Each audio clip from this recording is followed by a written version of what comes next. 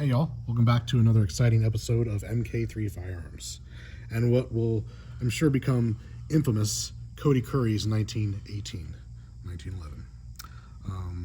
It's a U.S. Army 1918 that is definitely not so much in the past anymore. We've been getting more and more of these vintage pistols that people want to bring into the 20th century, if you will, or do kind of a themed gun. And this is one of those. We're becoming known for them. Did a couple high powers, and now this guy. I mean, if someone's going to do them, I'd rather it be us. Does it kind of hurt us a little bit to do these? Yeah, of course it does. But I'd rather have us do it than someone else. So we do them. We think we do them really well. We try to get creative with it, and with input from the customers and our own input, I think we kind of come out with something pretty cool in the end. So yeah, there you go. Model of 1911, U.S. Army. Wow, got the full JM stamp and everything. This is a beautiful gun to start off with. As far as the gun goes, we basically did an Ed Brown barrel. So we did a gunsmith fit barrel for this, just tightened up the slide and frame. We did that as well. We heat treated the rails, did kind of a lot to get this gun functioning and ready for the abuse that Cody's going to probably put it through, I'm sure. So she's nice and sound, very tight now.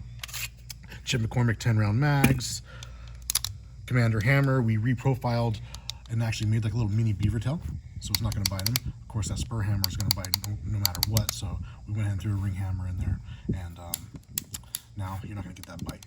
It's going to be really, really nice for you. I think that just ate my lunch a little bit. Oh yeah, that bayonet, look guys, it works. It just got me. Anyway, she's sharp, so we wanted to do a muzzle device. He wanted a threaded barrel, but he wanted it ported. So the idea, we still got porting on here. It's our 3-chamber port. But he wanted a threaded barrel. Well, you can't really run a can on there now. And instead of running a double port, which this kind of is a break in a way, as the gas escapes, it actually pushes the front of the barrel down. And we actually have video of that. Actually, check out our Instagram. You'll have some pictures of that on there. But yes, so this is a muzzle device, kind of going back to the ages of trench warfare. The idea, just a little attitude adjuster right there, or eyeball gouger, or attention getter. But it's, it could definitely take out a jugular, I think. And it has a triangular shaped blade, so of course it's flat on the bottom, and then it has that raised triangle, so that'll create some nice little melon ball wounds. We got a full-length guide rod in this guy. This is also Ed Brown. We went ahead and put our rail on there. That's our high power rail. We do those for the high powers in a smaller one, and also the full size for the X300s. And we retrofitted, of course, to fit the 1911. They don't just pop right on there, and they're mounted by 3 screws underneath the rail. We went and did a full internal overhaul on this gun. Originally, we had it as single stage, like our famous single stage trigger jobs we do, but Cody wanted to go back to a 2-stage. So we have a very short take up 2-stage and a very crisp break in the range of 2 pounds. She is light.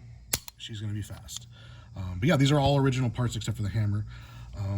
The sighting, we went ahead and did a plate up here, and we reprofiled, did almost that little nipple cut that you see on your classic 1911s of that era. So it kind of sweeps up to little points. Did a custom front dovetail cut. Of course, we had to raise the height of the sight, and of course, in the factory, they don't come that high, so we went ahead and re-rounded it, kind of gave it the profile of the old school 1918 front sight. It's just taller, a little more robust, a little stronger. That's your sight picture for the red dot.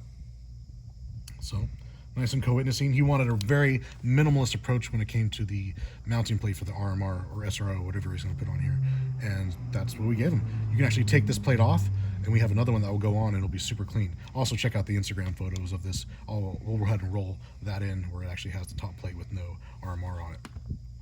What else? What else on this guy? Pretty much that's it.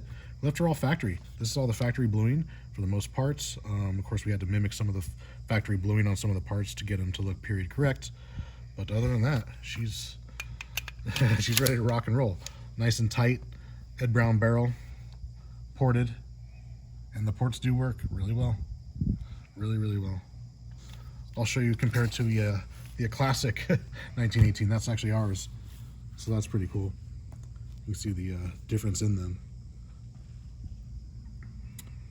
We're not going to touch ours. We're just going to leave it the way it came.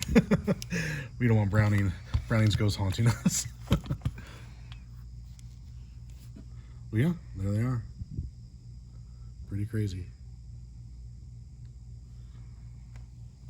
this guy already started off as a really nice gun, but now it's a really nice, interesting gun. I know he has 2 more of these, so I mean, if you got 3, why not, right? We should all just be so lucky to have one. Pretty cool. Pretty cool indeed. But as always, y'all, if you have any questions, comments, or concerns, please leave them. You know we'll answer accordingly. Until next time.